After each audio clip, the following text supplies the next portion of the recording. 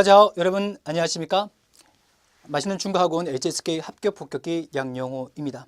자, 6월 10일 HSK 6급 시험을 위한 듣기 특강을 진행하겠습니다. 자, 오늘 공부할 내용은 듣기에서 듣기 일부분, 여러분 아시는 것처럼 내용 일치하는 선택지 고르기 문제입니다. 자, 그냥 뭐 학습 내용을 툭 던져주고 이런 게 중요합니다 라는 식보다는 듣기 일부분에서 출제가 되는 특징, 원리를 정리해 드리고 또 그것을 어떻게 적용하여 풀이법으로 써먹을 수 있는지 한번 실전 적용까지 가보도록 하겠습니다. 그리고 그 과정에서 있는 중요한 단어라든가 어법, 독해법 이런 것들을 다 챙겨가시면은 한 15분 정도의 이 동영상 강의 시간 동안 정말 유익한 시간이 될 것이라고 확신합니다. 그래서 여러분들 이 강의를 듣는 동안은 저를 믿고 강의에 집중하면서 따라와 주시기 바랍니다. 자, 그러면 6급 듣기 일부분 출제 원리와 그 공략법에 대한 강의를 시작하겠습니다. 자, 이미 아시는 것처럼 듣기 50문제 중에서 일부분 15문제가 나옵니다. 입문자의 경우에는 일부분을 매우 어려워해요. 왜 그러냐면은 언어, 그러니까 내용과 어휘 그 자체의 장벽이 매우 높기 때문에 뭔 소리야? 이렇게 되거든요. 듣기도 이해 안 되고 A, B, C, D 선택지도 잘 해석이 안 되고. 자, 그러면 그 가운데서 우리가 어떻게 문제를 풀어야지 효과적으로 그나마 풀 수 있는지 한번 제가 설명해 드릴게요. 요약하면 이렇습니다. 듣기 일부분에서 가장 중요한 핵심은 주제를 이해하려고 노력하라 이겁니다. 그러니까 듣기 일부분에서는 모든 디테일한 부분을 다 챙겨서 드러낼 수 있는지를 확인하는 게 아니고 그 한 편의 글에서 중심이 되는 내용을 이해하고 있으면 정답을 맞추도록 선택지를 구성하는 경우가 많아요. 그래서 주제를 이해하면서 노력을 하자. 아시겠죠? 자, 그 전에 그러면 구체적으로 출제 원리가 어떻게 되는지 잠깐 간략하게 살펴보겠습니다. 자, 첫 번째 방금 말씀드리는 것과 상통하는 건데요. 유의미한 부분을 이해했는지 확인을 해요. 그러니까 너무 디테일하거나 구체적인 부분을 정답으로 노출시키지 않습니다. 그것은 독해나 할 일이죠. 듣기는 그렇게 하지 않습니다. 그러니까 주제, 유의미한 부분이라는 것은 주제나 주제와 관련된 내용이라는 거 알려두시면 되겠습니다. 자, 두 번째. 좀 더 구체적으로 가볼까요? 만약에 A, B, C, D 선택지를 볼 때 말이죠. 여러분들 선택지 A, B, C, D 야오 뭐뭐 해야 한다거나 야오가 있으면은 그 문제는 보통 주제를 찾는 문제입니다. 그래서 너무 디테일하게 이해하고 기억하려고 하기보다는 핵심 내용이 뭐지? 무슨 말을 전달하려고 이 이야기를 들려주는 거지? 라는 관점에서 그 듣기를 이해하려고 노력을 하셔야 됩니다. 야오가 있으면 무슨 문제다? 주제를 묻는 문제다. 종합적인 이해, 전반적인 내용 파악이 중요하겠다. 너무 디테일할 필요 없다. 자, 그 다음에 예를 들면 이런 거죠. 야오가 있으면 주제를 묻는 문제다 라고 생각하시면 되겠습니다. 자, 그리고 만약에요 A, B, C, D 선택지가 같은 단어로 시작하는 경우가 있습니다. 그러면 들리는 게 정답이다. 제가 좀 극단적으로 얘기하고 있는데 여러분들 언어 시험이라는 것은 정답 유형이 크게 두 가지라 볼 수 있습니다. 녹음이나 지문이 나왔던 단어를 그대로 활용해서 정답으로 노출시키는 경우, 그리고 녹음이나 지문에 나왔던 내용과 같되 다른 어휘로, 그러니까 유의어 같은 거, 다른 유의어, 뭐 까우싱인데 위콰이로 표현한다든가 이런 방식으로 다른 어휘로 정답을 노출시키는 경우가 있습니다. 두 가지밖에 없죠. 그런데 만약에 A, B, C, D를 보고 같은 단어로 시작한다. 그러면 뭐가 정답이다? 반드시 뒤에 있는 키워드를 파악을 하셔야 되겠죠. 그리고 만약 이 키워드, 가까이 키워드 중에서 녹음해서 들리는 단어가 있다. 그럼 그게 그대로 답이 된다는 겁니다.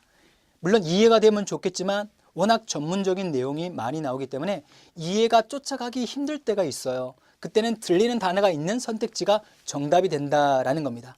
각각 원징은 차분하다라는 뜻이거든요. 성격이 차분하다.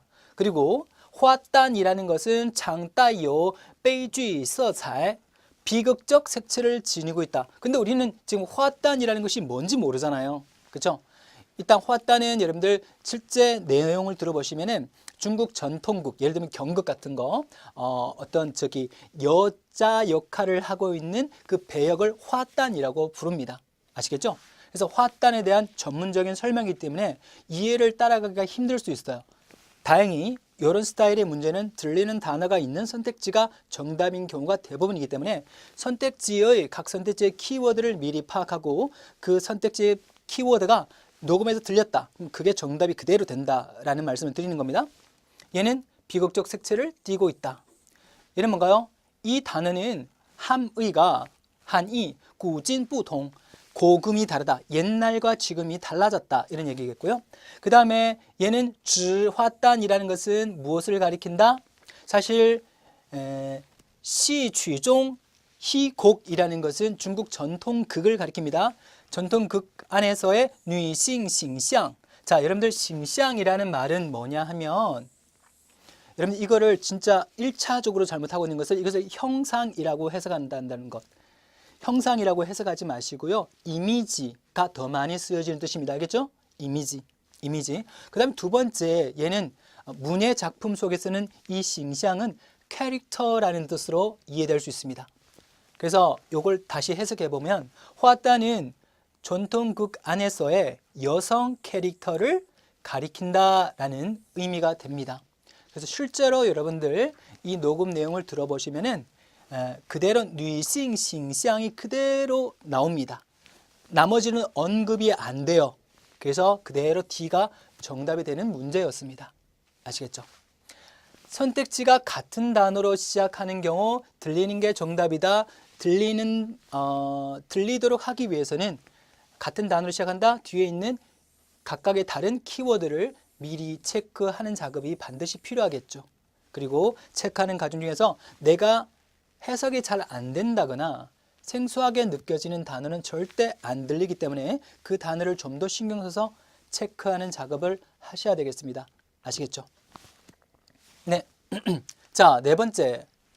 선택지에, 자, 요거는 조금 위험한 꿀팁 같은 건데요. 만약에 ABC 선택지에 또나 쯔이 등이 있으면 뭐다?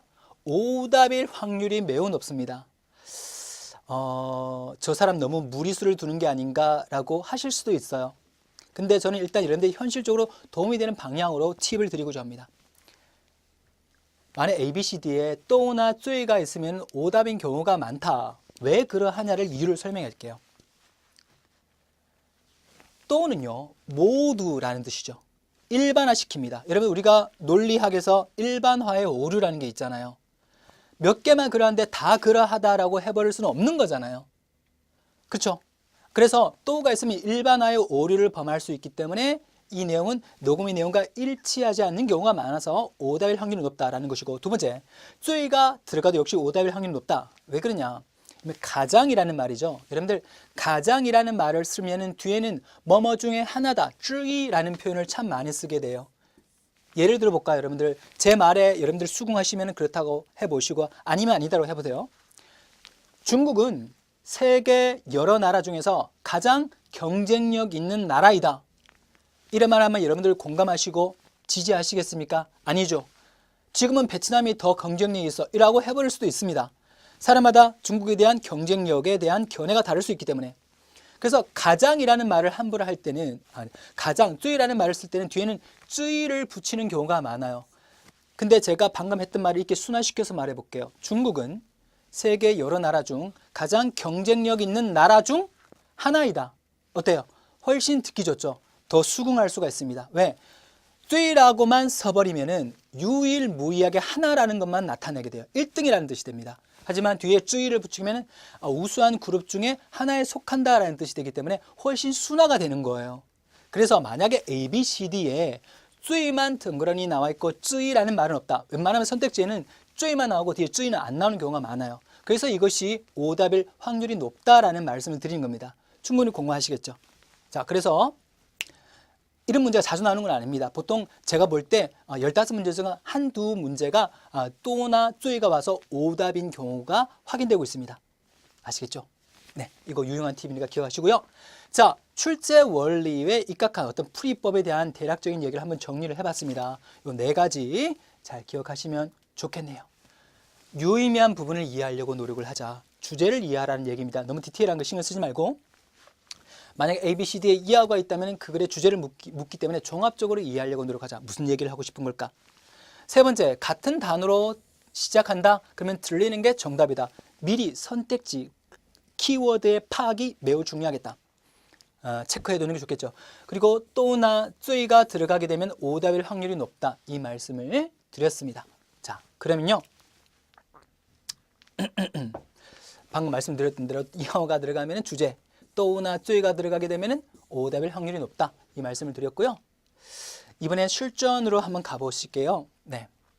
자, 여러분들 제가 선택지를 먼저 보여드리고 제가 제 육성으로 녹음 원문을 한번 읽어드리겠습니다. 그러면 여러분들 내용상 일치하는 선택지를 고르도록 하시면 되겠습니다.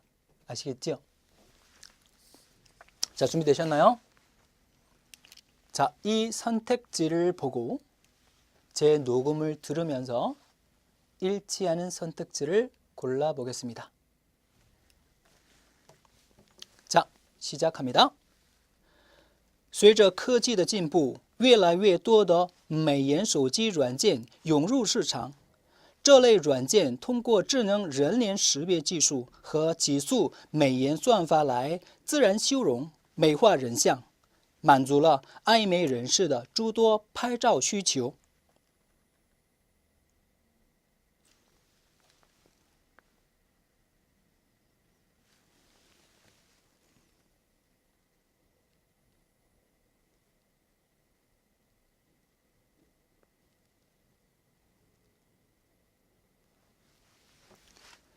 자, 여러분들 한 문제 풀이 시간이 약 13초인 거 아시죠? 그래서 제가 다 읽어드리고 조금 시간의 차이를 두었습니다.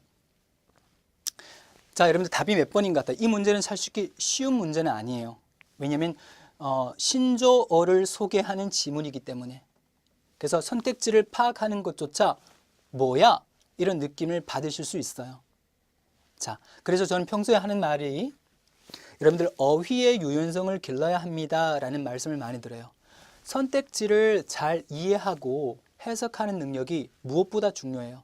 선택지가 잘 파악이 되는 만큼, 잘 이해가 되는 만큼 어려운 내용도 듣기에 더 도움을 줄 수 있거든요. 그래서 여러분들 이거 선택지 자체가 해석하는 데 어려움을 느꼈다. 그럼 여러분들이 좀 더 해석하는 연습을 하셔야 됩니다. 아시겠죠? 대충 이런 뜻일 거야. 그러면 공부가 안 돼요. 따박따박 이게 왜 이 글자가 들어갔고 왜 이런 의미가 되는 거지라고 공감하실 수 있어야 됩니다. 그래야 약간 변형된 선택지가 나왔을 때도 여러분들이 제대로 이해할 수 있습니다. 아시겠죠? 왜냐하면 우리가 정답을 고를 때 오답으로 빠지는 경우에는 지문 자체를 잘못 이해하는 것도 있겠지만 선택지를 잘못 해석해서 오답으로 빠지는 경우도 상당히 많거든요. 왜냐하면 자신의 경험과 자신의 가치관이 들어가게 되면 선택지를 이상하게 해석하는 경우도 있습니다. 그래서 선택지를 제대로 해석하는 연습을 하자라는 겁니다. 아시겠죠? 자, 보세요. A. 美颜手机耗电快라고 되어 있습니다. 그럼 이게 美颜이 처음 보잖아요. 그럼 직역하면 이게 아름다운 얼굴이거든요. 아름다운 얼굴 휴대폰은 耗电. 얘는 소모하다와 전기를 합친 말인데 전기를 소모하다라는 겁니다. 전기 소모가 빠르다. 근데 얘는 뭔지 모르니까 일종의 어떤 휴대폰은 그러니까 얼굴과 관련된 쉽게 말하면 이제 뷰티 휴대폰이라는 겁니다. 쉽게 말하면은 사진을 찍었을 때 얼굴을 더 아름답게 자동으로 만들어주는 기능이 있는 휴대폰을 美颜手机라고 부릅니다. 어렵죠. 어쨌든 키워드가 뭐다? 耗电快. 신조어에 대한 지문은 선택지를 그러니까 모르는 선택지를 잘 체크를 하셔야 돼요. 자, B 봅니다. 女士爱用美颜软件. 잘 보세요. 여성은 爱用 쓰기를 좋아합니다. 美颜 뷰티 软件은 소프트웨어죠. 보통 우리 软件은 소프트웨어인데 휴대폰과 관련된 뜻일 때는 그걸 어플, 앱이라고 합니다. 그러니까 뷰티 앱이 되겠죠. 사진을 찍으면은 자연스럽게 조금 보정이라고 합니까? 해서 예쁘게 더 잘 나오게 만드는 것. 그런 프로그램을 메이의 란지엔이라고 하거든요. 그 다음에 메이의 란지엔, 여기 보면서 이게 매우 중요하다라는 느낌을 본능적으로 느껴야 돼요. 이게 중요하구나. 이게 키워드구나. 뷰티 어플은 능메이화, 미화시킬 수 있다. 무엇을? 른샹, 른샹이라는 것은 여러분 인상, 사람의 모습이라는 뜻이에요. 그래서 이러면 초상화할 때 그 초상자가 이게 시향이에요. 사람의 모습이에요. 그래서 사람의 모습을 아름답게 해준다라는 뜻이 됩니다. 뷰티 어플은 사람의 모습을, 그죠? 아름답게 만들어줄 수 있다. 이런 거거든요. 오케이, 됐나요? D, 소지. 자, 또가 들어갔습니다. 기억나십니까? 또가 있으면 뭐라고? 오답일 확률이 높다. 이유는 일반화의 오류를 범할 수 있기 때문이다. 휴대폰은 모두가 무엇이 있다? 여러분,人脸은 얼굴, 사람 얼굴이죠. 识别는 식별입니다. 얼굴 식별功能, 기능을 가지고 있다. 다 그렇습니까? 아니죠. 이건 상당히 지금 시기로 본다면 상당히 첨단, 앞서가는 기술이지 않습니까? 근데 휴대폰이라는 것은 모두 다 안면 인식 기능을 가지고 있다. 이렇게 얘기할 수 없겠죠. 그래서 D는 오답이라는 겁니다. 그럼 진짜 여러분 답이 뭘까요? 여러분 해석하면서 약간의 상식이 개입되기도 하면서 자연스럽게 이것이 답이 될 거다라는 느낌도 있으시죠? 그렇습니다. 해석이 그만큼 중요한 거야. 뭐에? 선택지 해석이 매우 중요합니다. 자, 그러면은 실제 답은 무엇일까? 궁금하시겠지만 내용을 보면서 확인해 보실게요. 随着 뭐뭐함에 따라서 변화 1, 뒷절 변화 2 이렇게 되는 거 아닙니까? 뭐뭐함에 따라서 변화 2가 생기다. 과학기술이 진보함에 따라서 갈수록 많은 얼굴을 아름답게 만드는 휴대폰 어플이 그러니까 뷰티 어플이 용루, 용소숨치다, 들어가다, 많이 들어가는 걸 얘기합니다. 시장으로 진입하고 있다. 다시 과학기술이 진보함에 따라서 갈수록 많은 뷰티 어플이 시장으로 들어가고 있습니다. 이런 얘기죠. 그리고 这类软件, 이 소프트웨어는, 이 어플은, 이 앱은 통과 무엇을 통하여? 여러분 크게 잘 보세요. 우리가 듣기가 잘 안 되는 것은 독해의 지문을 듣기로 들려주기 때문이거든요. 독해의 지문은 어떤 특징이 있느냐? 호흡이 길어요. 그러면 호흡이 길 때 주어 동사 목적어를 놓칠 수가 있거든요. 그때는 우리가 구문 이해가 필요해요. 구문이라는 것은 문장의 짜임입니다. 자, 이 문장의 구문은요, 통과 什么什么来 플러스 동사의 구조입니다. 무엇을 통함으로써 동사하다라는 구조거든요. 아시겠죠? 그래서 智能이라는 것은 지능이죠. 직역하면은. 근데 휴대폰과 관련해서는 스마트라고 해석합니다. 스마트 인식. 그래서 여러분들 스마트폰을 지능 휴대폰이라고 하지 않습니까? 智能手机. 자, 스마트 얼굴 인식, 식별 기술과 무엇? 급속美颜算法, 급속 얼굴을 아름답게 만드는 算法, 셈법으로 이렇게 됩니다. 저도 이걸 해석을 하면서 좀 어색하다는 느낌입니다. 왜냐하면 전문 분야가 아니기 때문에 다시 보면은 무엇을 통하여 라고 했을 때 스마트 얼굴 인식 식별 기술과 급속 뷰티 셈법을 통하여 自然 자연스럽게 시우렁, 이것도 어렵죠. 시우렁이나 얼굴을 수정하다죠. 그리고 매화 아름답게 만들어준다, 미화시킨다, 른샹 사람의 모습을 이렇게 되는 거예요. 그래서 여러분들 아까 답이 뭐가 됐나요? 보시면 이렇게 다시 볼까요? 시를 보시면은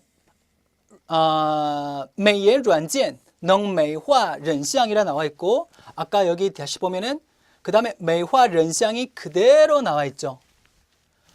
비교적 전문 분야의 신조어 등을 소개하는 지문이라면, 그렇죠? 들리는 게 정답인 경우가 많다라고 말씀드렸죠, 제가. 그래서 C가 정답이 되는 겁니다. 그렇죠? 뷰티 앱은 사람의 모습을 아름답게 꾸며줄 수 있다. C가 정답이죠. 네, 마지막 해석하면은, 자, 이때 만주는 여러분들 만족하다라는 뜻도 있지만 만족시키다라는 뜻도 있어요. 무엇을? 목적어 쉬지우, 수요를 만족시켰다라고 합니다.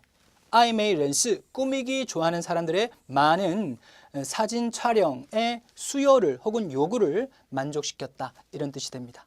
이해하시겠죠? 좀 어려웠습니다. 제가 다시 천천히 한번 읽어보겠습니다. 여러분들 이해하도록 따라와 보십시오.